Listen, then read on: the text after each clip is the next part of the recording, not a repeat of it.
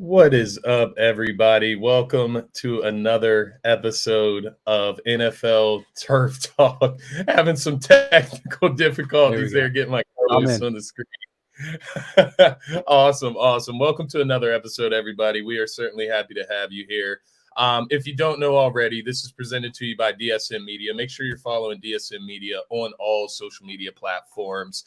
That is at DSM_media on Twitter, at DSM Media on TikTok, at DSM.DoSomethingMajor on Instagram. And you can just search DSM Media on YouTube and Facebook. You'll find the logo. Subscribe, follow, like.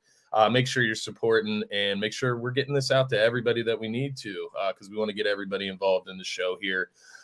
If you don't know me, my name's Scotty. You can find me at Scotty Drown on all social media platforms. And then, of course, you better know my co-host there, Dylan Davis, at DylanJD98 on Twitter. Dylan, how are we feeling, man? I know it's episode 2, but it's been a while since we did season 2, episode 1, because we were just fresh out of the Eagles hot news. And now we're actually getting into the rest of the NFL. So how are you feeling this fine Monday morning, my friend? I'm good, man. And another episode and another season of Turf Talk. I know, like you said, we did episode 1 probably like a month ago or so ago, right after the draft, went over the Eagles draft and all their offseason acquisitions, because had a lot of big news there. But this is really the kickoff of the entire summer. From this point out, you can catch Scotty and I. I know this is a Monday. We will be every Sunday at 10 a.m. Going forward. And this is how we're going to start off season 2. It's the same way we did last summer. We're going to be breaking down division by division with a few new wrinkles within the show that I think we're going to enjoy. And I hope that everybody watching live or watching afterwards will enjoy it as well. So guys, if you want, join in the comment section, just like Jason and Cole are right now. And let's get it underway with the AFC North, Scott. This is normally a tough division, normally one of the more fun divisions and competitive divisions to watch, but a lot of drama within this division, a few unknowns within this division at critical positions. So it'll be fun chopping up this division with you today. I agree. There's a lot that kind of changed. You know, the Bengals have kind of flipped the balance last season. They went all the way to the Super Bowl. That's something that the Ravens have been kind of hovering at the last few years, just trying to get a playoff win or get to that next level in the playoffs behind Lamar Jackson. So we kind of had, the balances shift a little bit in the division last year. Obviously, the Browns, they were kind of a disappointment there. Baker was injured the whole season. They got Deshaun Watson now, but that's a huge caveat in this whole thing. Right. It's called the AFC North. And his trial for like his punishment, I guess you could say, not trial, but league meeting as far as what's going to be his punishment for next season. I believe that starts this week, and the NFL is pushing for a full season. So It's an interesting caveat. And then you have to wonder, like, what the hell happens with Baker? But we're going to get into all of this. Which is a great point by you, because if we were a little more in depth with our planning of the show, we probably could have waited to do the AFC North later in the summer, so we would know a little bit more about the unknowns. But we're going to make it interesting today and kind of guess the situation here, because if I'm being honest, I don't see a way in which this dude plays this season. All my predictions, all my rankings are without Deshaun Watson starting for the Cleveland Browns. Disclaimer: horrible person, should not play this year. However, if he is to play, my rankings would drastically change in favor of the Cleveland Browns. 100%. But like I said, I'm going to do everything today thinking that he will not be QB1. And then you mentioned Baker being out all of last year. Baker's not going to be QB1 either. How could he be? I mean, right? Like, you think he's going to come back and be, oh, he's out? Okay, I'm back. I'll come play for you. Like, I don't see how Baker Mayfield suits up for the Browns as well. So I have no idea what their QB situation is looking like at the moment. Yeah, and if I was Baker, just to kind of piggytail off there, I wouldn't play for this team either. Oh. Like, forget you. You just put me through the fucking ringer last year, and I went out there, played through multiple injuries just to try to battle this team into the playoffs. And what do you get in return? Deshaun Watson. And not to mention, it's not that they even looked at another direction. It's not even that they brought someone else in. It's who they brought in, Scotty. Yeah. Like, you're talking about this dude that has the biggest red flag out there. whether anything has gone through the court system and he's been proven otherwise. I know you and I spent a couple episodes last year discussing all this, and my standpoint has definitely changed on Deshaun Watson with how much has come out and how much it looks like. I was a big proponent of innocent until proven guilty, and everyone's just saying this and saying that, and should he be the Eagles quarterback and blah, blah, blah. There's too much. He just, even if he technically, I don't even know how to say this. He's just a weirdo in general. Like you saw the Mia Khalifa stuff. Like it's weird, dude. So there's no doubt in my mind this dude's into some weird stuff. He's not a good guy. So he should not play this year. So that's where I'm going. Yeah. No, I'm with you. It's the further we got into the details of everything that's transpired with Deshaun Watson, the more it became more apparent how weird he is. And it's not even necessarily that he may have committed a crime even. I'm not sure. I'm not 100% sure on that. But he is a weirdo. He is a sexual predator. Right. I don't know if that is necessarily illegal to be, just a pervert. But I mean, that's as simple as that. Like, do you want this guy around your daughters, around your wives, around, anybody, right. That could be predated on by him. So I just think it's a weird vibe to have him in the locker room. It's weird to pick, him over a guy that you drafted number 1 overall. And let's be honest, Baker, while he hasn't maybe lived up to that number 1 overall pick, before the injuries last year, he was very good the year before. Like he made significant improvements. So to just kind of, see them throw him out the door, I do get it. Deshaun Watson is a better quarterback, but like you said, just with all the baggage that comes along and also with him, they gave doesn't up make a lot of fortune. sense. They gave up a fortune for a dude that's most likely not going to play for them for a whole season. And this is a whole season where if you look at the rest of the Browns roster, they should be in Super Bowl contention. It's Super Bowl ready, but you sell out on Baker Mayfield, and this is where we'll be, if Watson's out for a full season.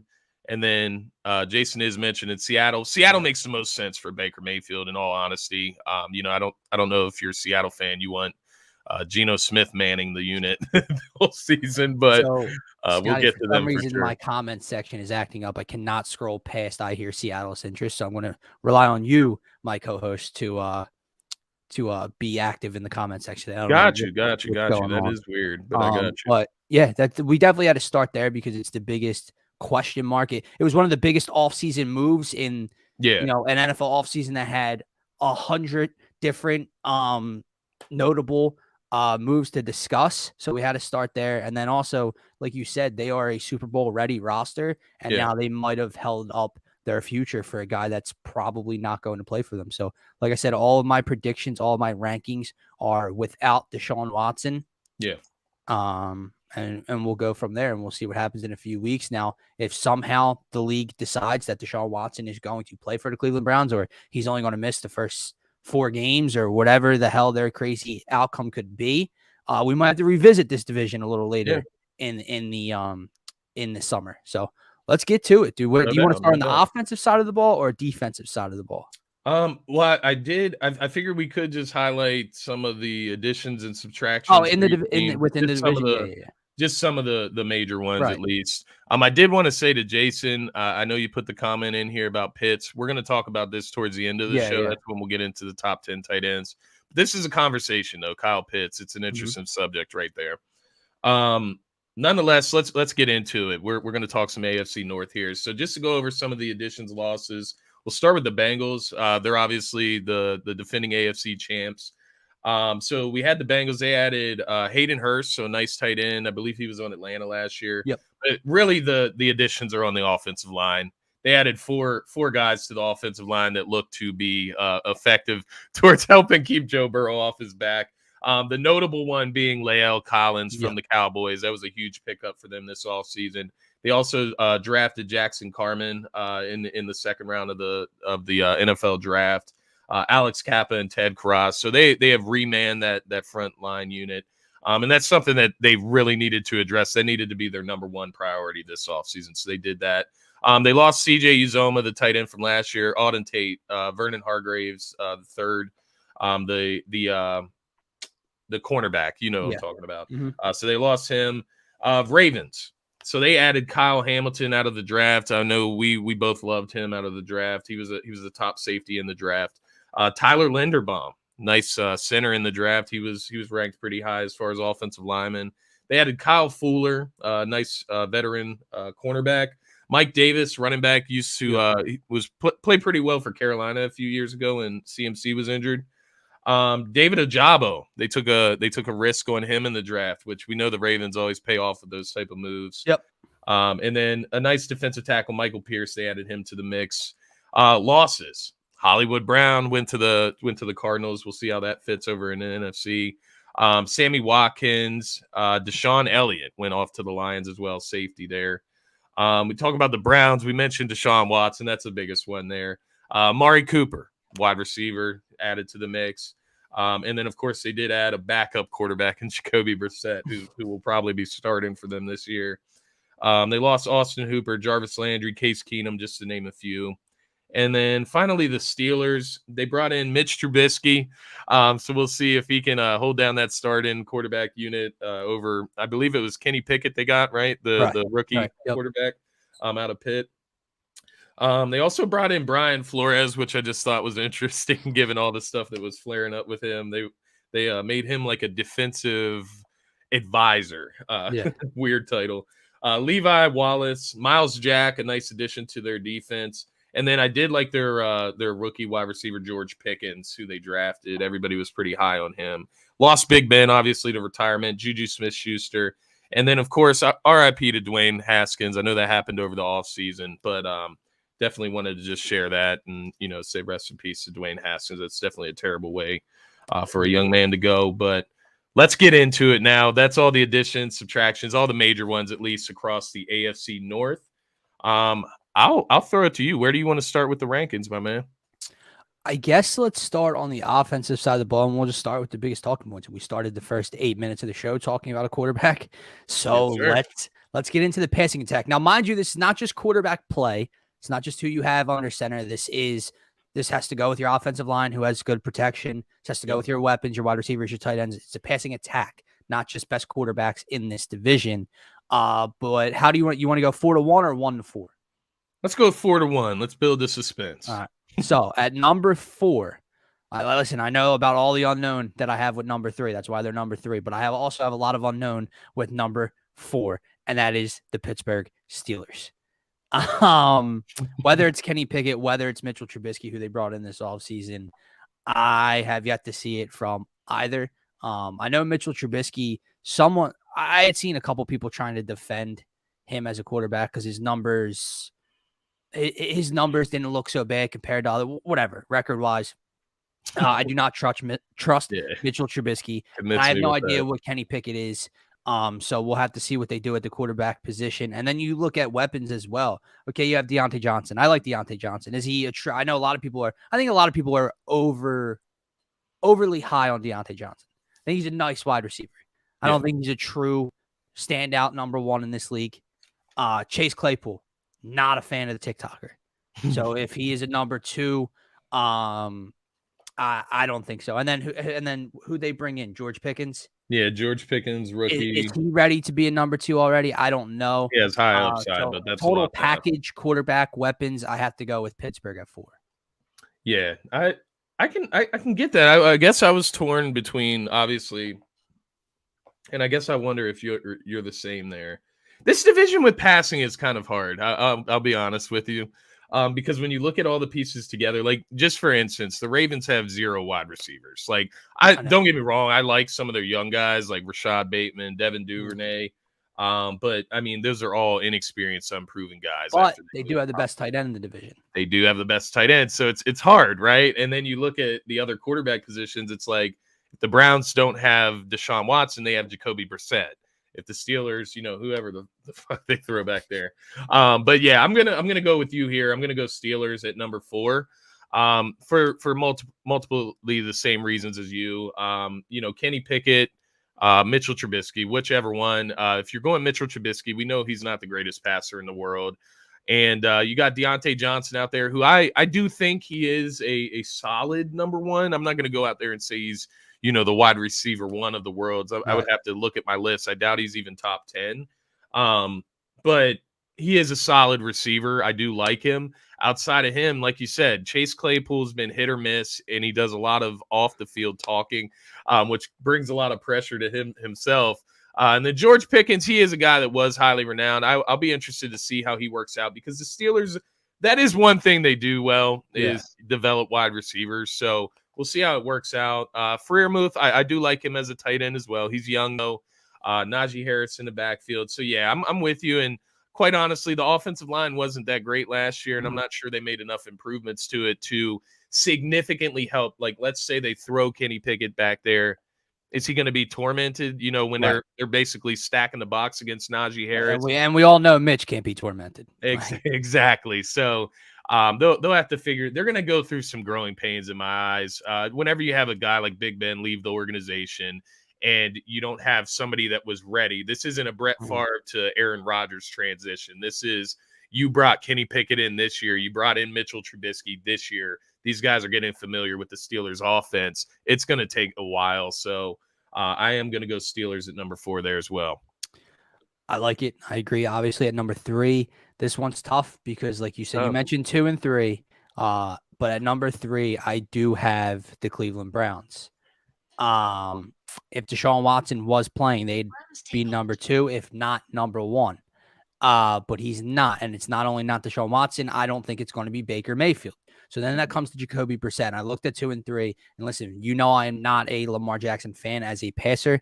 I do not think Lamar Jackson might even not be top 10 as a quarterback in this league. I'm not going to disrespect him badly enough to say that Jacoby Brissett and the Cleveland Browns offense should be higher than him. The only point is, we did mention it's the total package.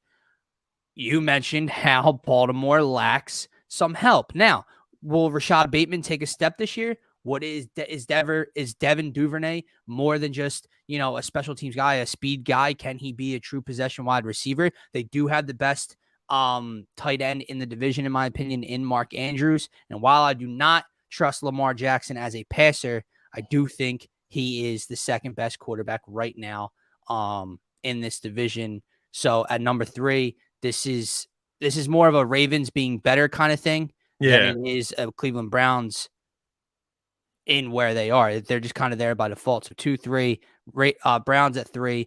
I do like the addition of Amari Cooper, but he was banged up last year. Didn't seem to be the same Amari Cooper. I know they still have David Njoku. I just have no idea what. Like, I'm so used to OBJ and Jarvis Landry in this Browns offense with Baker Mayfield. This team's going to look so different on the field. I don't know what to expect, and Jacoby Brissett is not the second best quarterback in this division right now. So Browns 3, Ravens 2. Fair enough. And I did just want to shout out Jason in the comments here. I appreciate the kind words, my friend. Thanks for hanging in with us here. Definitely appreciate the engagement. Keep telling us how you're feeling, Jason. We definitely love the input, I should say.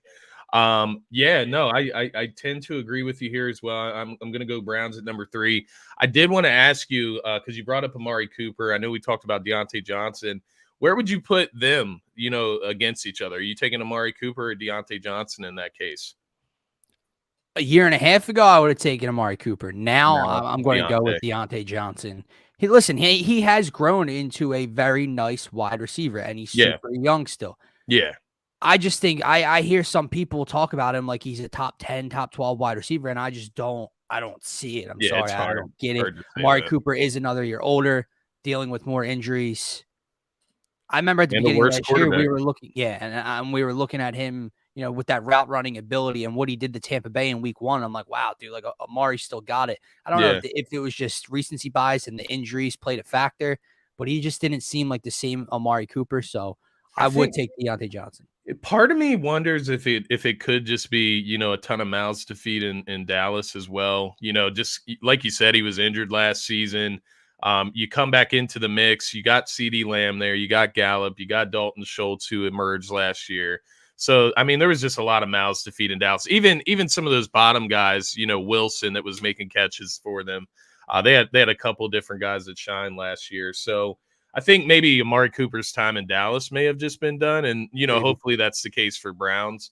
But you look at Donovan Peoples-Jones as the number 2 wide receiver, which he showed signs last year. I won't, discredit him for that. But is he a wide receiver too? I don't know. So when you throw Can I that answer that question? no. Yeah. Yeah, I'll give you that one. exactly. And I think what you already have mentioned, we talked about the quarterback situation with the Steelers. We know it's all factored in here, but I just think when you look at Jacoby Brissett, this Browns offense is going to be so one-dimensional. The box is going to be stacked all the time against this running attack. And they got physical wide receivers as well, which is great, but you got to have some speed, some dynamic, playmaking ability there. And I'm just not sure exactly where it's going to come from just yet. So we'll see. I do think overall they play physical. Their defense is going to be really good this year. They can stick with a lot of teams. Mm-hmm. I just think when it comes down to those ending moments in the game where your quarterback has to make a play, that's where they're going to crumble. Similar to last season. Yeah. So so we have agreed Browns 3, and are we Browns going? I'm assuming because I know the Joe Burrow fan you are. Yes. I didn't expect the Ravens to be number 1. So no, we have the same passing attack here, and we can wrap it up very simple. Yeah. Joe Burrow is a top blank quarterback in this league right now, Scotty. What? Man, I've gone back and forth. Youth wise, he's top 3, top 4. You when you're talking about youth, the 25 and under guys. Calculating Total, in future. I mean, he's you This have year, to say he's top 8, at least 7, somewhere right around there. Top 10 off the top of my head. I would say top 7, top 8. I'm like putting him over like the Dax, Derek Carrs, even Lamar Jacksons of the world. I'm putting him over them. Right. So very simple. They have the best quarterback in the division by a mile. He is the top 6 to 8 quarterback probably already in his young career. They bolstered the offensive line, which may be the ultimate reason they did not win a Super Bowl already last year with this core. And as Jason's saying in the comments, they had the best wide receiver and duo of wide receivers in this division. Yeah. And they're super youthful. So the Bengals are the best passing attack in this division. They're one of the best passing attacks in the league. So, yes, they are number 1. And I do like what Jason said here. The Hayden Hurst, I think that's a very underlying move, but he's great in the passing game. Mm-hmm. He makes some spectacular catches as well. Don't sleep on Tyler Boyd, bro. They kept Tyler Boyd. They were able to hold on to him when a lot of people were saying he might get moved this offseason. So they were able to bring their triplet of wide receivers back as well.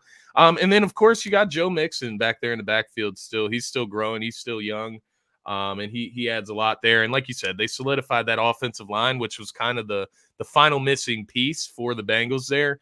But that's not to discredit the Ravens. I think the Ravens, they have a solid offensive line. Lamar Jackson, give or take in the passing game, I guess. But I would say he's the second best quarterback when Deshaun Watson's not on the field in that division. And ultimately, Mark Andrews, that's going to be his safety valve all season. You hope that Rashad Bateman can improve. But I think just as far as they have their quarterback, they have their offense that they run, and they have their guy as far as Mark Andrews, who is going to be the primary target. Right. That's just, they're going to keep building on that this season, and I think it'll still be very effective. So we can move to the rushing attack at this point, which this one's interesting. This one's interesting. This one is a lot more competitive than the passing attack is in this division, because I think you have 3 big names in this division when it comes to the running back position. But when we're talking about the attack as a whole, my number 2 is interesting. So at number 4, I'm going to start off where I left number 1 at, and that is the Cincinnati Bengals. When you talk about that offensive line, yes, I know they have revamped it. I don't know what it's going to look like yet. And just again, this is not a what don't they have? This is what the other teams in this division have. I really like Joe Mixon. I really do like Joe Mixon. I just think he's the 3rd best running back in this division. And another team has one of the best rushing attacks in the entire league. Maybe not name as a running back, but you get my point where I'm going with that. So number 4, just by default, almost, I'm going with Joe Mixon and the Cincinnati Bengals. Okay. Yeah, I definitely get that. I guess For me, and maybe I may have, been a little biased when I put in this, but I'm just thinking about the Steelers as a whole. I did put them number 4. I do Okay. recognize Najee Harris is Yeah. is a really not a solid. He's a really good running back. And he put a lot of work in last year, and I expect that to be a lot of the same this season. But I guess for me, I just look at it as a whole and how effective the running game's going to be for them. And I just again look at the box; it's going to be getting stacked up. The quarterback's not going to be able to make the throws that will make the defense loosen up on that running attack. So I do have the Steelers at number 4, but I definitely get where you're coming from. I think Najee Harris is a more complete back, more physical back, a more durable back than Joe Mixon. So I get where you're at with that. And then of course I'll just let you know I have the Bengals at number 3 with Joe Mixon. So, same reasons as you having them at number 4. They're just a little bit higher. So once again, we're heading down the same path. We just flip flop these two right here. I have the Steelers at number 3. 3 or 4. This is where those two teams would go for me in this division. I'm not going to disagree with you about anything you said. I really like Najee Harris. Yeah. I know he cannot do it alone. I just look at. I know we kind of talked down on Mitchell Trubisky / Kenny Pickett, but having the youth, having a more mobile quarterback compared to the statue they had in Big Ben, who shouldn't have been playing last year, in my opinion. I know we talked about him a lot on this show. I think that could help slightly what they do with the rushing attack. And then you just have to hope somehow that the offensive line is better than it was last year. So I do have the Steelers at 3. I can definitely see having them at 4 with the Bengals slightly ahead of them.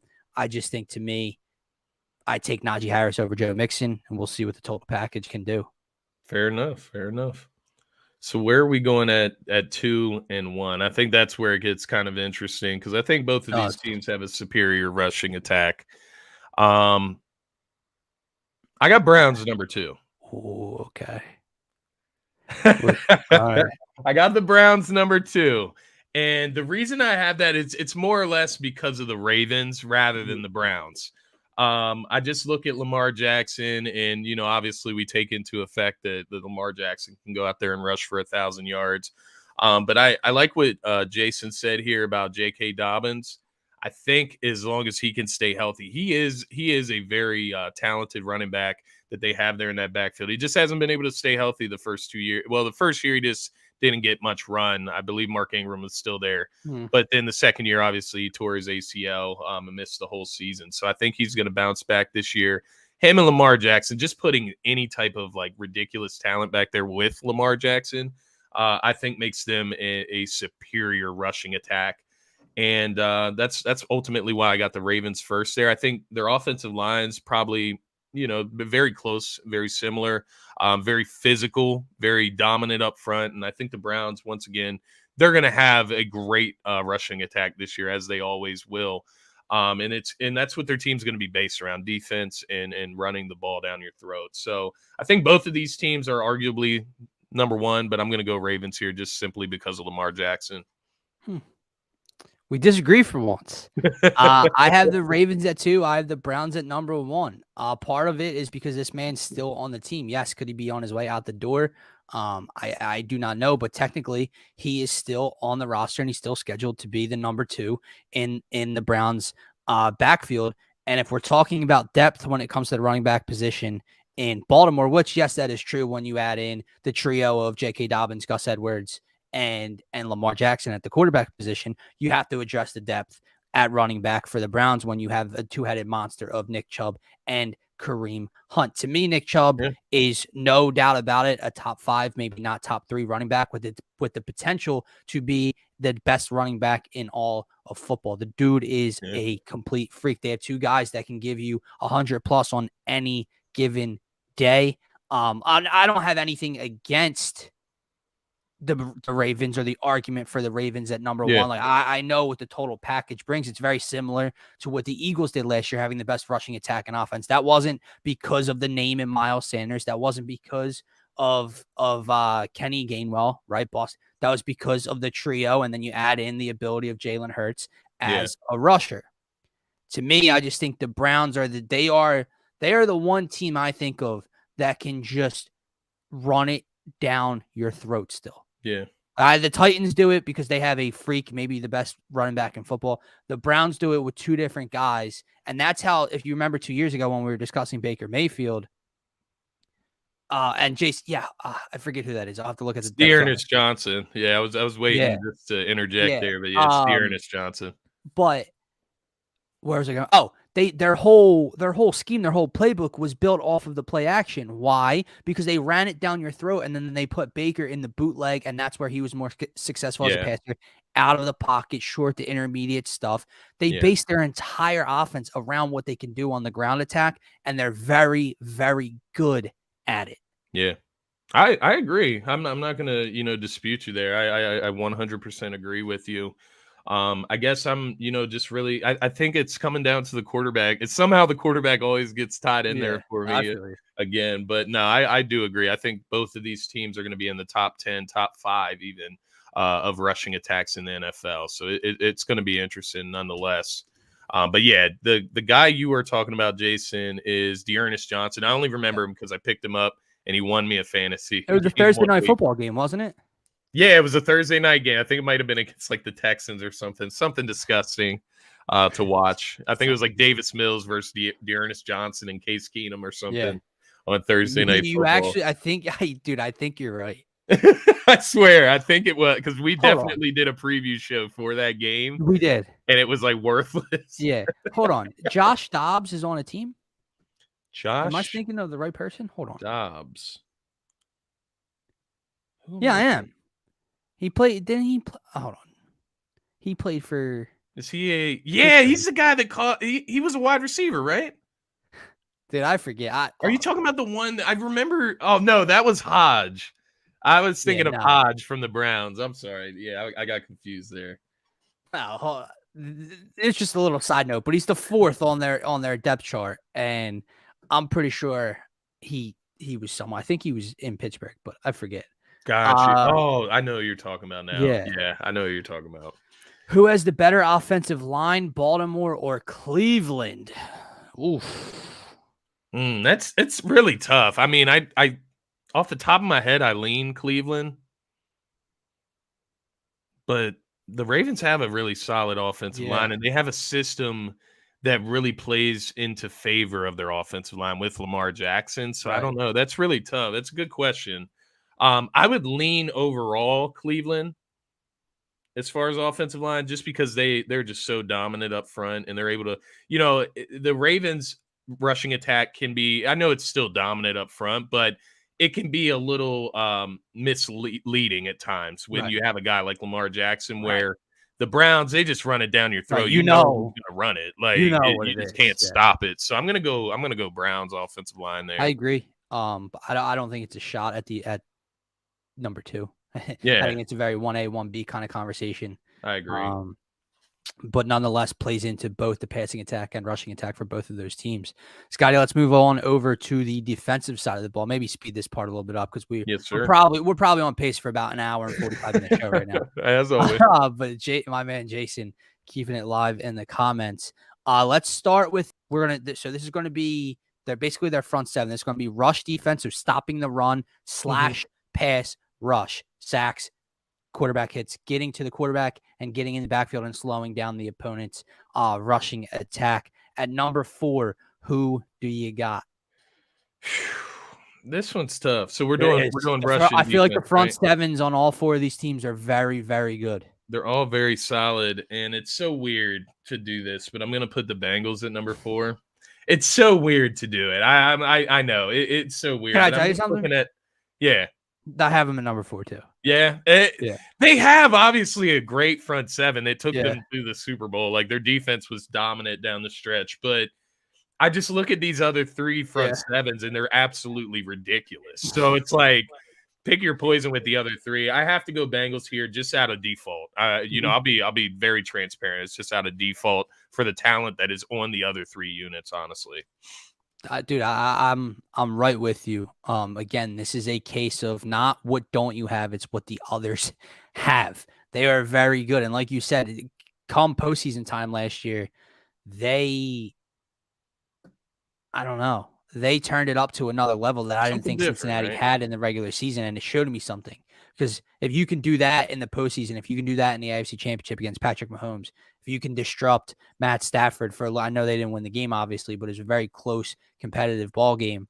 You can do that in the regular season the following year after all of that experience. So Yeah. I do have the Bengals at number 4, and at number 3. Again, this is very tough to judge when I'm looking at the two defensive ends of the team I'm about to say. I think to myself, how the hell are they at number 3? And when I look at their linebackers as well, I love JOK, but I had the Browns at number 3. Again, because of what the two above them have. Jadeveon Clowney, can he stay healthy? I don't know. Myles Garrett, especially the offseason work he's putting in, looks like a absolute freak. Like I said, I love JOK, but I look at what the Ravens and the Steelers have above them, and I have to put the Browns at number 3. And again, this is just mostly on paper, going off of past success. I don't know what's going to happen this year, but I'll put the Browns 3 for now.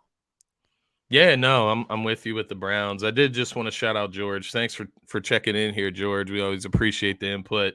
Got to meet George in London, man. Dude is pretty awesome. I got the Browns as well. For similar reasons. It's more or less that the Ravens and Steelers just have, like, you look at the Browns edge rushers, they may have the best two TJ Watt's on the Steelers. Right. But a tandem. Tandem-wise, they may have the best tandem of edge rushers, but there's a lot more that goes into the front seven than just edge rushing. And, they got some solid linebackers, but I just don't think that when you look at the other rosters or the other defenses that are listed in this division, the Browns just don't compare, even down to their defensive line where you're looking in the middle, their nose tackles. It's just not as strong as some of these other guys on the Ravens and Steelers. So I'm going with you. Cleveland at number 3 here for rushing and pass rush defense and pass rush. All right, dude. Who you got at 2? I'm deferring to you, bro. I got you. So number 2, I went the Ravens, and it's tough. Like, don't get me wrong. So we agree. We have Steelers, Ravens, Browns, Bengals. But why? Why the Ravens over the Steelers? Because I'm not shitting on the Ravens, man, because I think you'll see in the next section. I got a lot of love for the Ravens defense. Yeah. It's more or less, once again, when you look between the two rosters, I'm looking at the Steelers front 7 and just stopping at Cameron Hayward, TJ Watt, Devin Bush. I mean, that is fucking sad. And they brought in Myles Jack. On top of that. So you talk about Cameron Hayward, who is one of the best nose tackles. He also goes out on the edge and rushes as well sometimes. TJ Watt, I mean, we don't even need to say anything. No. I mean, he's one, if not the best edge rusher in the league. He's one of the best. I'm not going to sit here and call him the best, but he's up there.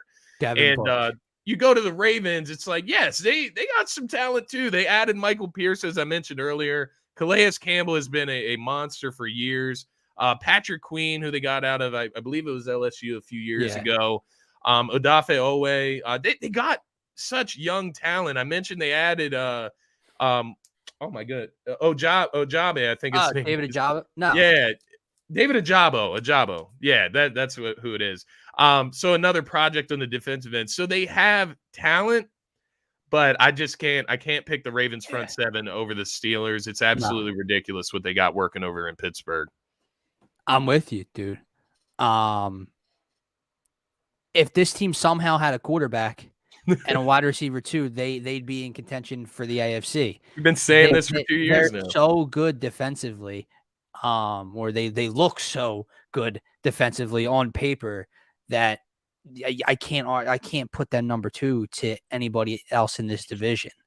But just when you're talking front 7, they're fully loaded. Now, will that production come to play, especially with their offensive struggles most likely, and how often they're going to have to be on the field? I don't know. You saw their secondary get exposed a little bit here and there last year, and then obviously we'll get to that next. But front 7 wise, for my money, I do have the Steelers at number 1. But let's get into that pass defense, meaning your secondary, and stopping the opponent's passing attack at number. Again, this is very tough for me. Who do you got it for? Once again, sounds really weird saying it, but I got the Bengals at number 4 as Really? well. Okay. Yeah, I do. And don't get me wrong, I don't think, putting the Bengals at number 4 in this division, I think this division is just stacked defensively when you talk about talent. But we know that the Cincinnati Bengals defense, especially their secondary, really locked down in the in the postseason last year. They have top tier safety play. So I'll start Yeah, there yeah, with Jesse yeah. Bates and Von Bell. They have top tier safety play, but they've turned, just some like middle of the pack corners. You talk about the Eli Apples, who everybody was getting on last season. Chidobe Awuzie. Was I he? mean, Yeah. he's turned into a really solid corner. Mike Hilton has turned into one of the best slot corners. So they got some good stuff working back there, and they actually have one of the better pass covering linebacking cores as well with Logan Wilson there. But you just look at the other rosters once again. There's just key players that I like on those teams a lot more. But this is subject to change. I would say this is probably the hardest one Yeah. for me because Cincinnati is so tough, and they kind of proved their worth in the postseason last year. But it's kind of like I'm still doubting them in a Yeah. sense. Do I really trust Eli Apple as a Yeah. starting corner? I don't really know So about that. listen, man, I'm glad I let you go first, and I'm not going off my stance, but I had put the Browns 4, Bengals 3, and I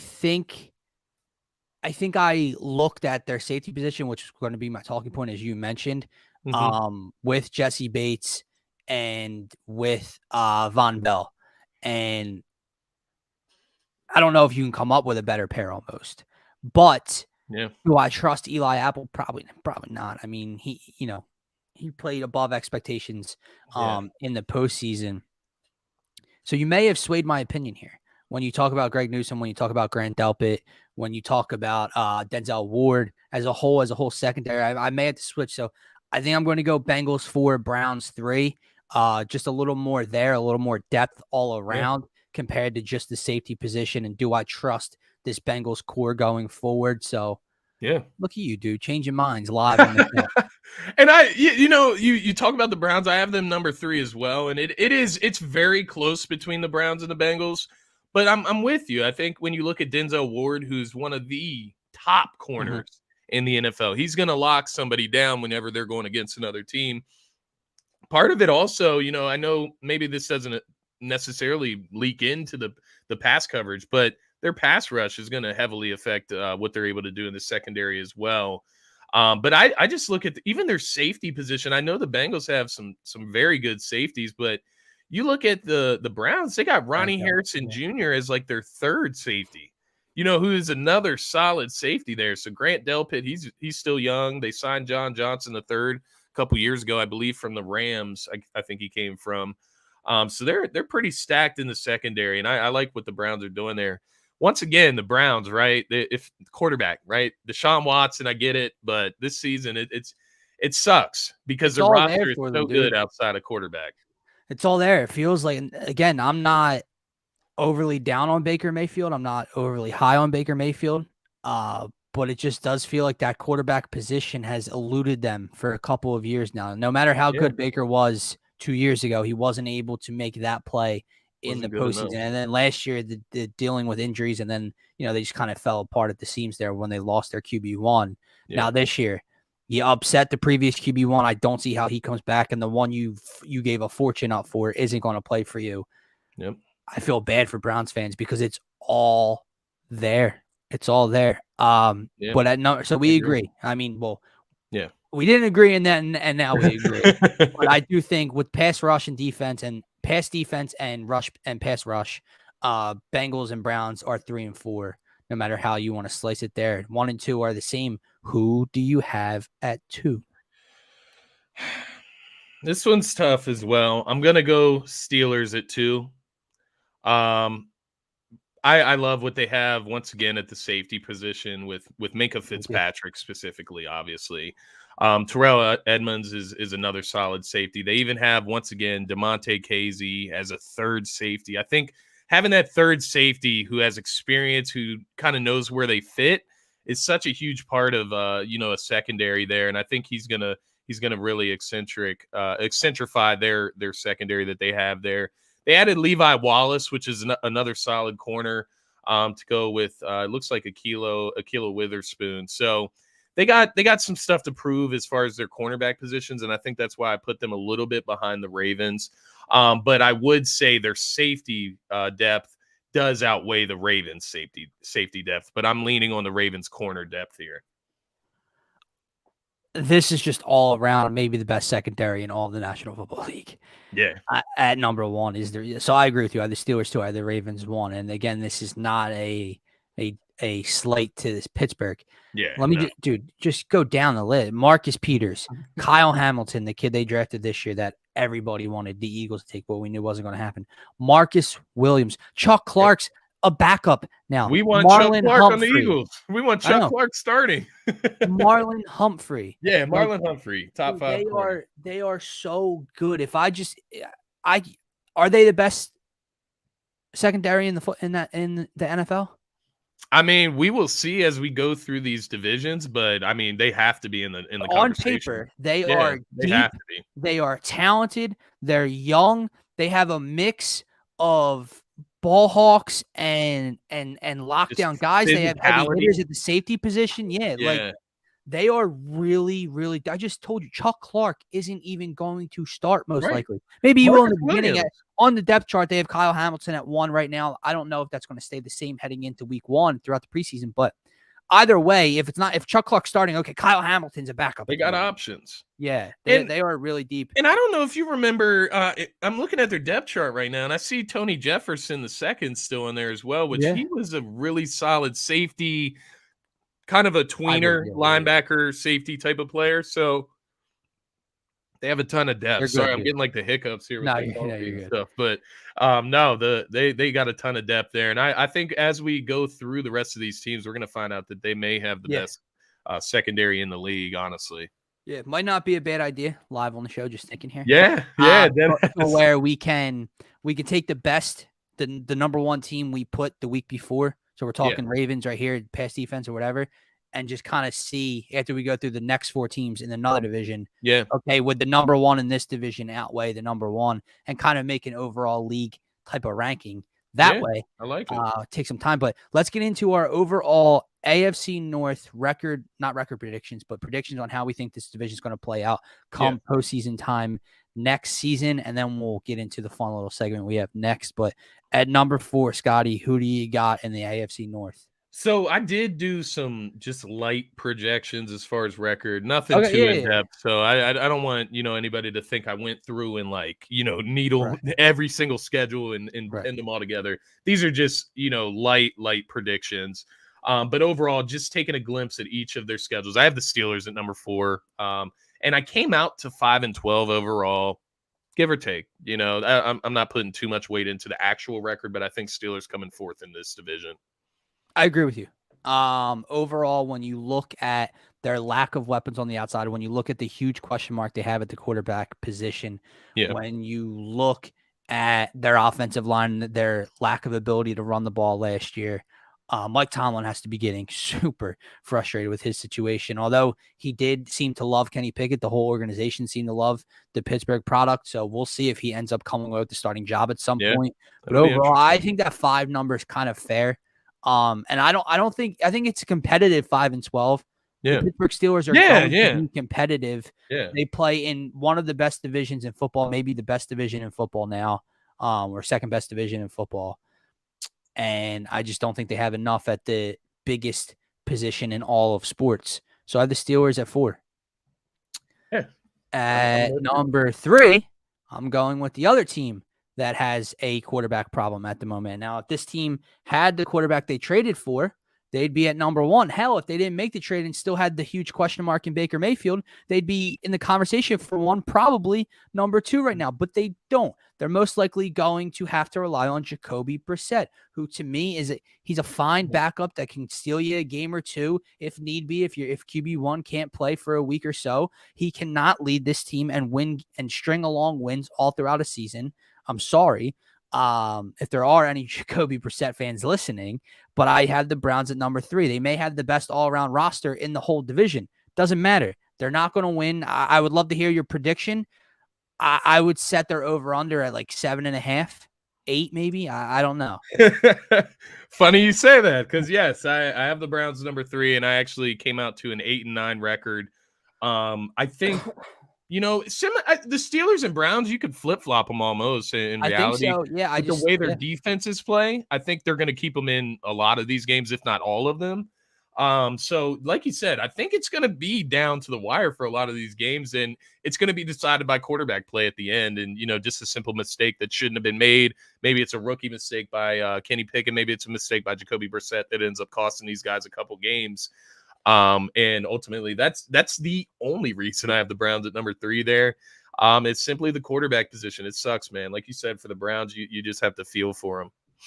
Browns fans. I agree. At number 2, this one pains me a little bit. Sounds weird saying they make the playoffs. Don't get me wrong. This is not saying that they're not going to make it. But when I look at regular season, at number 2, I have the Cincinnati Bengals.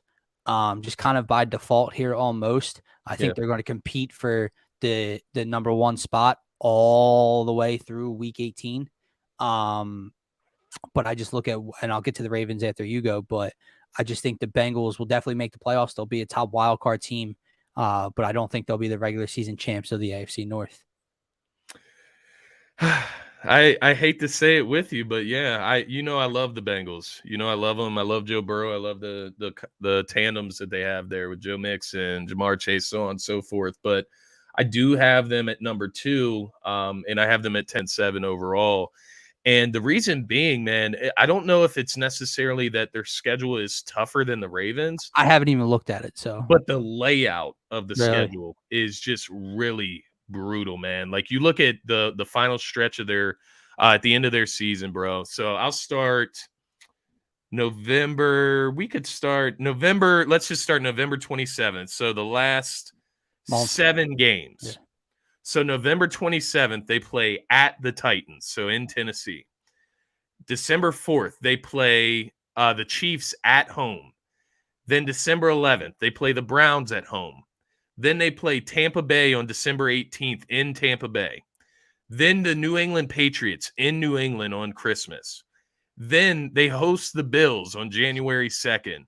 And then to end their season, they host the Baltimore Ravens on January 8th. That is a brutal stretch where do they even go 500? Do they go you're lucky to be 4-3 at that point, I think. Yeah.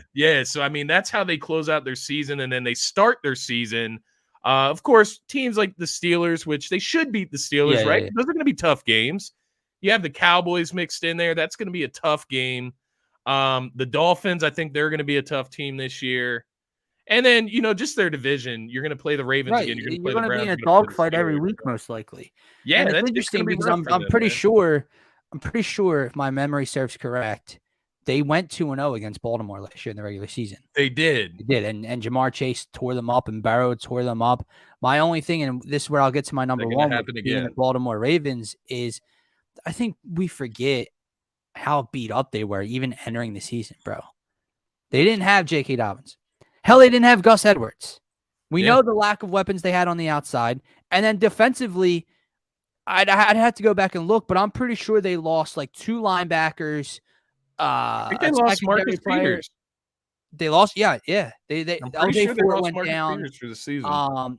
They lost the guy in the on the defensive line or two. Like, dude, I have to go back and see all the names, but there are a lot of big hitters that they lost last year. They were dwindled down to nothing. Yeah, even Lamar Jackson down the stretch was missing games. They had Tyler Huntley back there. So I'm with you. I think, when we can just move on to number 1 now. Obviously, it's the Ravens. By the way, this was regular season. I think you know what I mean by that, but regular season, I think Lamar balls out, puts up crazy numbers. Their defense is so good. The running backs are back. You have Mark Andrews. They're going to win a decent amount of ball games this year. I tend to agree with you, which their schedule isn't any pushover, but it's at least better than the Bengals at least. So, I'm going with the Ravens, and just the light schedule prediction. I had them at actually 12-5. Just the way I like the way their schedule plays out for them, barring if they could stay healthy. But I agree, to all your points there. Just as far as them being beat up last year, that wasn't really the real Ravens. While the Bengals, I think, are, ascending. I think they are growing. They're developing.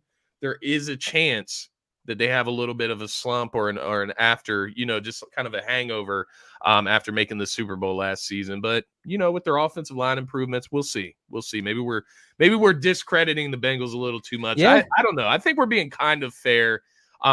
What was their record last year? Was it that much more than 10-7? I don't think it was. I don't think so. Maybe 11-6, maybe. Something like that. Yeah. So, I mean, we're not discounting them too much. I think we're just giving credit to the Ravens, which they should be a lot healthier this season. So right now, come postseason time, I'd probably take the Bengals. But we can have that conversation for another day. But dude, let's get into the fun part of our segment. So guys, this is what we're going to be doing every week throughout this summer as we break down every division heading into the 2022-2023 season. So as you can see on the screen here, Scotty and I are kind of going to fantasy draft throughout this division. So Scotty's going to go first this week. I'll go first next week on another division, so on and so forth. We're going to do QB, running back, 2 wide receivers, a tight end, 2 corners, pair of safeties, 2 linebackers, and then the defensive line here. We're going to pick all throughout the board. So we're not going to go in order QB, running back, wide receiver. Scotty's going to start. He can go wherever he pleases, and we'll just have some fun with it. See who can maybe build the better team in the AFC North. And we'll have some fun with it on social media and put out a poll later and see who comes up with the better team. But Scotty, my man, who's your number 1 draft pick? Surprise, surprise. It's Joe Burrow. All right. That's my guy. All right. So Scotty's going with Joe Burrow. Now, I got to think strategically here, right? Yeah. Because I could go number 2 and say who the second best player in this division is, but I just saw Jason's comment, and I think it's where I'm going, and I think I'm taking Scotty's number 1 wide receiver here, and I'm going to go Jamar Chase because I can always go back and grab my quarterback later in this draft. Fair Scotty, enough. who you got at number 2? You took my wide receiver 1. Yo, I think I'm gonna go Myles Garrett here. Okay. Interesting. I like Myles Garrett. Hold on. Got to find the line. I don't know. That's tough between him and TJ Watt, man. Well, it's interesting because I would suggest you make one of the 2 picks because the next one's going right here. So do you want Myles Garrett? Oh, yeah. I'm taking Myles Garrett. All right. TJ Watt is going to Team Dill. Go ahead. All right. So I'm going to take. I know you got to think about like what's going to be there to fall back on if a position goes. You got to look at what position we have 2 at instead of 1. Right. I'm gonna go Deontay Johnson, wide receiver 1. All right, hold on. What's wrong, Scott? Frustrated with that pick? It's surprising, the wide receiver structure in this division that, Deontay Johnson, he probably is the number 2. I mean, in the division. It's kind of crazy. I know. Where do I go here? I don't want to reach too early. I think I'm going to go Mark Andrews. If you didn't, I was going to take him for sure. So, yeah, good pick. All right, go ahead. I'm going to go Marlon Humphrey. Oh, all right. CB1. All right, I was looking at that position last pick. What am I doing? I can't type here. Who's going to be my tight end? That's the question. So CB1 is off the board. There's still some pretty solid ones there. Yeah, I know. This is tough, man. You know what? I think at free safety, I'm going Minka. That's a good one.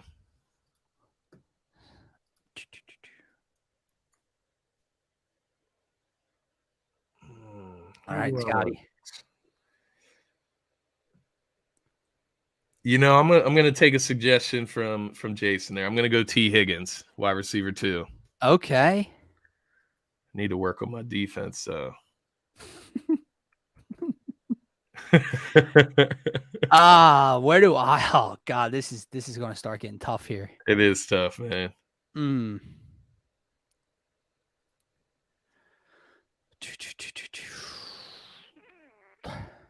So you went Marlon Humphrey. I think I'm going to go Denzel Ward here. Yeah, that's where I would go to. He's the other wide or CB1 I would pick. All right. Let me see here. Free safety. Let me see what are the Browns working with at safety. They got Grant Delpit back there. I think I like Jesse Bates more than any Yeah, of the safeties left. Nice I'm going to go Jesse Bates at free safety. Nice pick. All right, where do I want to go? Wide receiver 2, man. I got to fill that out. Who you got left? I think I'm going to go with Amari Cooper here. Is that? Yeah. That's I think that's where I got to go, right? Yeah, I think so too. Because I mean, what Rashad Bateman? You got Chase Claypool, right? Donovan Peoples-Jones, yeah, and Tyler Boyd. I just put that in the wrong spot. Hold on. Oh, good. All right, Scott, where are you looking at now? Where are we going? All right. So let me do some work on my defensive line here. Well, actually, hold on. I got to think here, right? So I put TJ. Do I keep TJ Watt as a defensive end, or is he technically a backer? Let me see. I think he's listed as a linebacker. Yeah, I think he's technically a linebacker. So let me because they run like a 3-4. Yeah, so let me move that just because I was thinking edge rusher. That's why I put him on the end. Yeah, but I think he's listed as a backer. So let me move him there. All right, you are up. So I need 2 nose tackles. I'm gonna go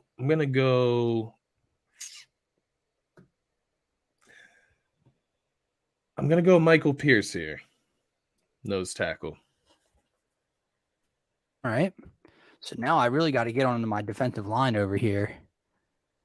I waited a hot second. Where do I want to go? You got Jadeveon Clowney. I think that's true. I think I'm going to go Cam Hayward first. Cam Hayward, yeah. I like that one. I would have probably went him or maybe even Trey Hendrickson. Yeah. All right, you are up again, my friend. Let me get a linebacker. Let's see what's going on here. So we got Logan Wilson, Patrick Queen. It's tough. Got JOK on there. Got Devin Bush. Yeah, that's where I'm going. Devin Bush. Jesus. I played correctly. I even spell. Is there a C in there? Tell me there's. No, there's not. Okay, good. Got it right. Got it right. All right. Where do I want to go here? Do I go after? Yeah, I did forget about the corner position. Still need. I got another safety. I got another backer to go get, dude. I need a lot. Let me see here. You know what though? I think this one's a coin flip. Do I go Calais Campbell or do I go Jadeveon Clowney to round out my ends? You know what? I think I'm going to go with the upside and hope for health here. So Jadeveon. Yeah, I think that's where I'm going to go. Fair enough. Could be a huge mistake.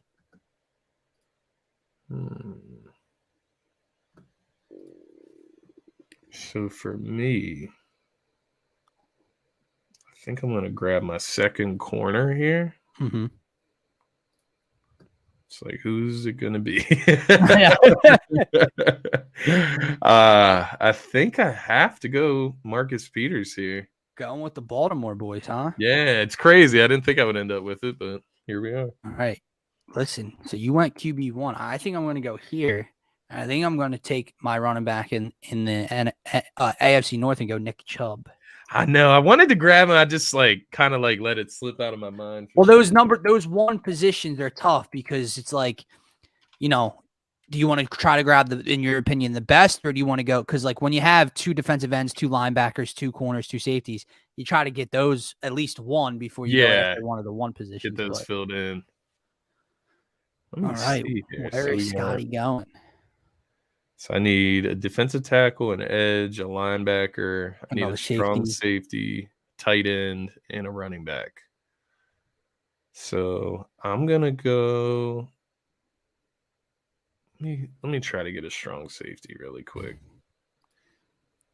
So we got Grant Delpit, Terrell Edmonds, Kyle Hamilton, and Von Bell. I'm gonna go Von Bell there. So we've got the Baltimore Ravens corners and the Cincinnati Bengals safeties over here for Scotty. All right, I think I'm going to grab my other linebacker. Now, my remaining question is it Patrick Queen? Is it – I think, Scotty, I think that's where I got to go. So Patrick Queen's the pick there. I'm gonna go Logan Wilson at my other linebacker. All right. Put some youth on there. It's a Wyoming kid now, right? Correct? Yeah. They wanted the Eagles to grab him. They decided not to. Oh, CB2, where are you? Huh. It's like I really like Mike Hilton as a slot corner, but that's just it. He's a slot corner. I know. Greg Newsome. I really don't want to take Eli Apple. Yeah, no Eli Apple. Levi Wallace is considerable. Greg Newsome, I mean, he's young at least. This is tough. What's tough? I know. I think I'm going to wait, and I think I'm going to go Terrell Edmonds here. Okay. All right. I'm going to go Trey Hendrickson as my other edge. All right. So other edge. Hendrickson? Yeah, Hendrickson. It's exactly how it sounds. All right. I need some tackles too, bro. I know, man. It's a little more difficult than I thought. Jordan Elliott. It's because two of the teams run a 3-4. It's like the Steelers and the Ravens. They both run a 3-4. So it's like there's not too many starting nose tackles to pick. DJ Hill was nice for Cincy last year. No, yeah. They have a pretty solid defensive line altogether. Bengals. I think that's where I'm going with the first one, DJ Hill. And I'll go right opposite of you there. I'll go DJ Reader as my other defensive tackle. All right. I'm going to finish up my defensive tackles with Jordan Elliott or Brian, Scotty. Jordan Elliott or Brian?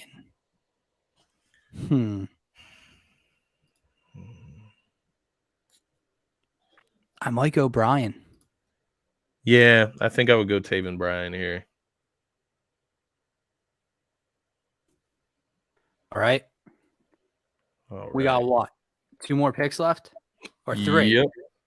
Or 1, 2. You have tight end and running back. I have quarterback and corner. And CB2, yeah. So 2 each.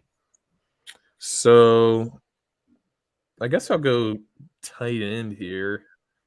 It's got to be Hayden Hurst or Freiermuth, I guess, or David Njoku. I'm gonna go Freiermuth here. Pat. Yeah, Pat Freiermuth. We're just gonna put Pat Free. Abbreviate. All right. Well, so since we all have the, you know what? Actually, I'm just gonna put Muth. I'm gonna get this out of the way. Everybody, there is no Deshaun Watson, so Lamar Jackson is the choice. That pains me a little to say, but I'll take it. We're going regular season champs here. We'll worry about the postseason when we get there. Maybe I'll make a trade with Scotty. All right. So my final pick of the draft is gonna be Najee Harris. Gotta be. I was considering Joe Mixon, just depending on the type of team I want, but now we'll play physical here. Safety 2. Well, it's not Baltimore's. I mean, I'm sorry, cornerback 2. Not going there. Mike Hilton or Greg Newsome? Tis the question. Mike Hilton or Greg Newsome? I think if we're just going outside corner specifically, I would go Newsome. Greg Newsome. Yeah. But I do like Mike Hilton, probably fourth best in that division. All right, Scotty. This is the final project.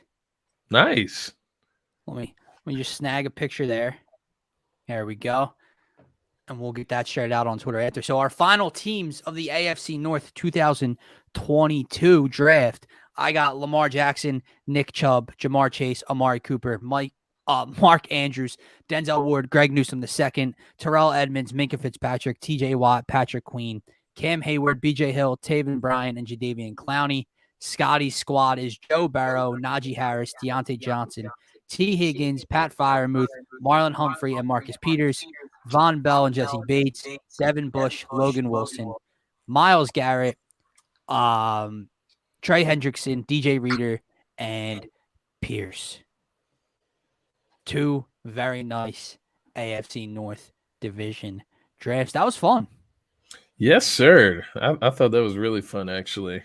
we'll have to do a poll, see who wins. Jason said you won the draft, Dylan. I feel that. We'll see. But no, we got a long summer, brother. Long summer. Yes, sir. Just like Pigskin Picks will be making a comeback.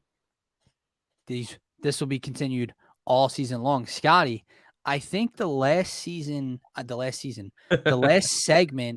of today's show is going to be our top 10 tight end list. So something else we're going to be doing all throughout the summer. This segment will probably space out a little bit more because there's not enough positions to rank. We're not going to rank the top 10 defensive tackles throughout the season, I'm sure. So we're going to start here with tight ends to kick off the 2022 summer. How do you want to do this? You want to go 10 through 1, 1 through 10? What are you thinking? Yeah, we can go 10 through 1, and we can just kind of breeze through these. You know, it's just we can get a graphic out later and put it on Twitter and TikTok. Absolutely. But so I say we do this. I'll go 10 to 6. You go 10 to 6. Then we'll go 5 to 1, 5 to 1. Sounds good to me. All right, number 10. The last 8 to 10 on this is tough. I can kind of put these in any order. I think if I might be missing someone, but at number 10 I have Hunter Henry. Big athletic tight end, gets a lot of looks in the red zone. Like him there in New England now, it feels like he scores almost every other week. And see what him and Mac Jones can do. At number 9, I have Gesicki in Miami. Heavily dependent on what Tua can do, but bringing Tyreek Hill to that offense, I think they might be a little more pass heavy and a little more explosive. Gesicki is another fast, athletic, big tight end over the middle of the field that gets used a lot in that offense. At number 8, I do have Dawson Knox. I think he was very productive last year in Buffalo's offense. I think that'll continue with Josh Allen. At number 7, this dude is another big, huge athletic freak of a tight end that if he was in another system, if he had another quarterback, maybe a better supporting cast, I'd have him in the top 5. I have TJ Hawkinson here at number 7. And then at number 6, I have Philly's own Dallas Goedert. He's not top 5. He's floating right around that top 5, but I have him at 6 right now. Gotcha. No, I like that list. So I'll start mine out. I do just have some honorable mentions. So Hunter Henry that you listed there, I did have him as honorable mention. Mike Gesicki in Miami, I have him there. Robert Tonyan without Devontae Adams in Green Bay, that'll be interesting. Cole Kmet from Chicago, he's another talented tight end. But number 10 coming in, I got Zach Ertz. And wow, okay. I really like Zach Ertz's chances out there in Arizona this year. No DeAndre Hopkins to start the season. I think he misses the first 6 games. So Zach Ertz should get some targets out there. And last year, he was not bad, man. You look at his numbers, 74 receptions, 760 receiving yards, 5 touchdowns. So kind of pick up off that, get a full season with Arizona, get a full offseason with Kyler Murray. Number 9, I have Dawson Knox. I actually really like him. Josh Allen, he seems to find him in the red zone early and often. He gets a ton of touchdown looks. I think he had 9 last year. So Dawson Knox, he's just an automatic touchdown. It almost feels like, especially with the way Josh Allen just hoists the ball. That man gets the ball out there to everybody. So Dawson Knox, I got at number 9. Number 8, I hate the Cowboys, but Dalton Schultz was cooking last year, man. And, this guy finished with over 800 receiving yards, 8 touchdowns. He's not even making my list. One of the things I will throw in here about Schultz is he just a product of his environment where there's just so many weapons out there that he just gets left open sometimes. Maybe he did have some spectacular catches last year, although I do hate the Cowboys. Number 7, I do agree with you. I love TJ Hawkinson. The numbers don't show everything that goes into TJ Hawkinson. Jason's very high on him. Hey, maybe talent-wise, but if we're like – I am going basically like talent wise and what I think they're going to do this season. It's not even necessarily fantasy. So I want to make that clear. Yeah. But Jason, if that's fantasy wise, I don't see Hawkinson being in the top 4 there, numbers wise. But I had him the numbers don't represent what he's truly capable of. So I'll give that to Jason as well there. And you're playing with Jared Goff, right? So number 6, this one's going to surprise some people, but I do have Darren Waller there at number 6. Now there is a caveat. He was beat up last season. You have Devontae Adams. It could go to one of 2 ways. Devontae Adams gets force fed. It takes away from Darren Waller's targets, or he gets a lot more open looks with a lot of attention on Devontae Adams. So I do like Darren Waller's upside chances, but I do have him at number 6 here. This top 5's tough, man. It is. This top 5 is really tough. You got a mix of youth. You got a mix of veterans with coming off injuries. And 2 of my guys in this top 5, maybe even in my top 4 or 3, I think people are forgetting about just how good they are. So at number 5, he's right there. Like he's right there, but it's Kyle Pitts. He could be bumped up at any moment. I think he's got top, like he's basically a wide receiver that plays the tight end position. Yeah. My only question mark now this year is he struggled a little bit early on in his rookie year, and that was with Matt Ryan. Mm-hmm. What's it looking like in Atlanta now? Post Matt Ryan, will he be able to get the ball effectively? I don't know. So at number 5, I have Kyle Pitts. He can be moved up at any time. At number 4, I have George Kittle. I really do. He's an absolute freak. And I think people forget how good he is. Now, again, you have QB question marks in San Francisco, right? Jimmy Garoppolo, are they moving on from him? Trey Lance, is he getting the nod now? And Kittle's also been banged up a little bit over his career, so I'll have him there. At number 3, I have Mark Andrews. I don't want to throw any jabs at Lamar, but if Mark Andrews played with Patrick Mahomes or Josh Allen or one of the premier passers in this league, I think his numbers would be otherworldly. And he already puts up ridiculous numbers with Lamar Jackson, with a lack of wide receiver talent around him as well. So I really do think the sky's the limits for Mark Andrews. At number, where am I at? 2. At number 2, I have Darren Waller. Again, injuries, they bring in Devontae Adams, as you mentioned, Scotty. I just think he's so good and so athletic and has such good hands, and he's got everything. Because he can work the outside, he can work the middle. He's got a big frame, he's got good hands, big catch radius, and he's got some speed to him as well. And then at number 1, I saw a list the other day that didn't even have this dude in the top 4, and I would love to talk to this person. Travis Kelce is the best tight end. Don't overthink it. It's listen, people. Patrick Mahomes. Travis Kelce is the best tight end in football. Will he struggle a little? Will he have to work a little harder without Tyreek Hill there? Yes. Listen, Juju Smith-Schuster is not Tyreek Hill. He's not even in the same vicinity as Tyreek Hill. Yeah. He's still a nice young wide receiver that can open up the outside of the field for Patrick Mahomes in Kansas City. Travis Kelce's going to do what he's been doing his entire career next to Patrick Mahomes. Yeah, step back, sure. What's the still number back, 1, right? Yeah. Step back into 1A, 1B, maybe. But number 5, I am gonna go Dallas Goedert there, and I'm being a little bullish on Dallas Goedert there because honestly, in my eyes, I do think he's a top 3 talent. But we'll see how the offense plays out. I will say, just to Jason's comment about Noah Fant being slept on. Noah Fant, I think he's top 10 talent-wise, but like you said, they need a quarterback, and I just don't see him doing anything in Seattle with, once again, Geno Smith. So yeah, that's kind of why he was left off my list. He would be This is thrown into very the weird. honorable It's mention. tough to say. So this list is talent, but also predicting production this year. Yeah. And production isn't just what they can do, it's what's around them, Who can who's get getting them them the the ball. ball. So it's mostly talent, but it's also what they can do this upcoming season. And that's how I made my list. I agree. And I think Dallas Goedert at number 5 for me it's similar to Darren Waller. It could do one of two things. Right.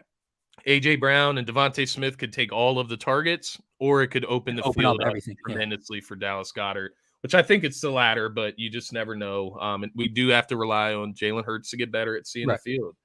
Number 4, I'm going Kyle Pitts. Once again, that quarterback situation, as you mentioned, with Matt Ryan last year was a little shaky. He did put up monster numbers towards the end of the season. He is a ridiculous talent. And I think there is just a ton of upside, even from what he did last year. He's a wide receiver, dude. Yards. He's a wide receiver. Wide receiver is playing tight end. Yeah, he's ridiculous. He averaged 15 yards per catch as a rookie. So I just expected to go up. Marcus Mariota, you know, like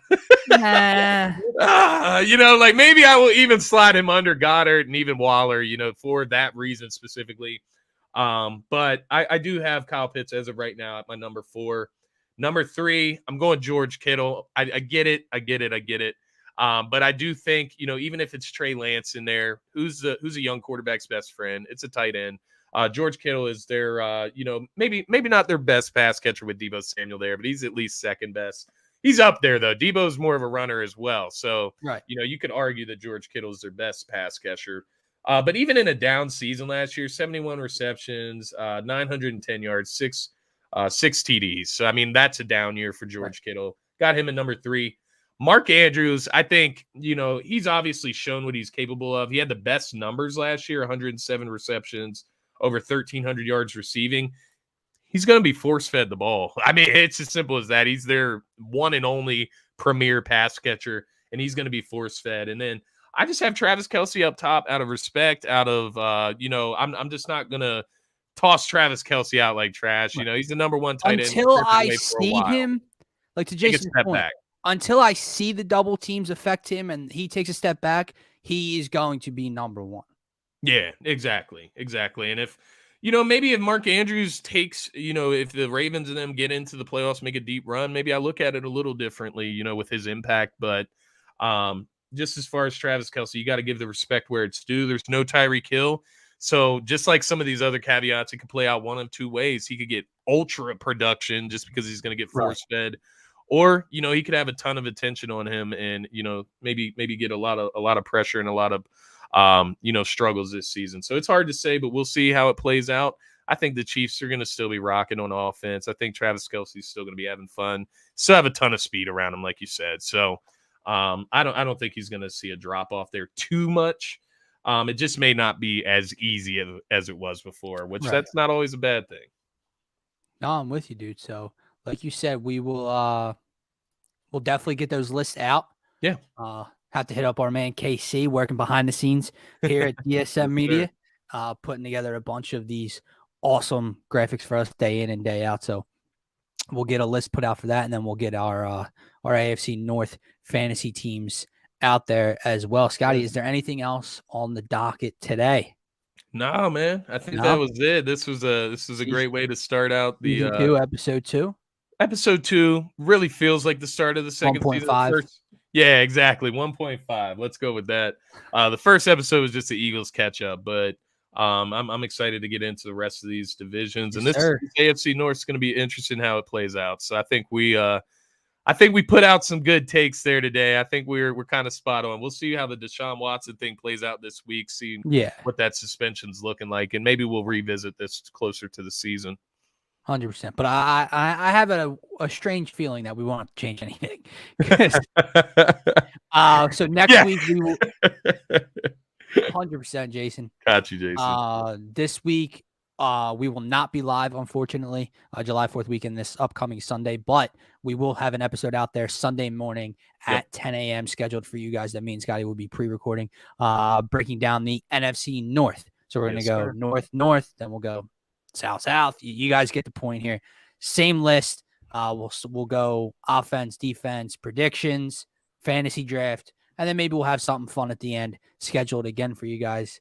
Yeah. For everybody that tuned in again live, Jason, etc. Thank you so much for keeping the comments active. Makes the show a lot more fun, a lot more interactive when you guys get involved. If you were listening or viewing on Twitter, head on over to our YouTube, Twitch, or Facebook channels. That is where you can comment and get your comments pulled up on the screen and talk to us.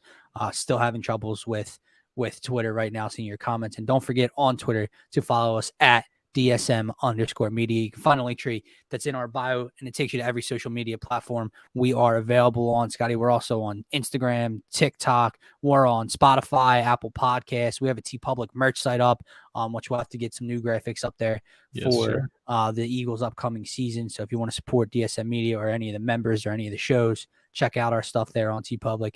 Very cheap, very affordable. This is one of them. Long sleeve Faithful Fanatics tee. Get your DSM flag right there. Hell yeah. So yeah, I think that's about it for season 2, episode 2 of Turf Talk, Scotty. Yeah. Hey, see you guys next week. Let's do it. We won't be live, but I'll be watching. I'll be in the comments. I'll be watching. I'll be on vacation, but I'll be in the comments. Back. Yo, you say something. Great point, Scott. I'll be in there, guys. Meet me in the comments. Meet me in the comments. I'll be there to entertain y'all. All right, guys. Have a great week, rest everyone. of your Monday.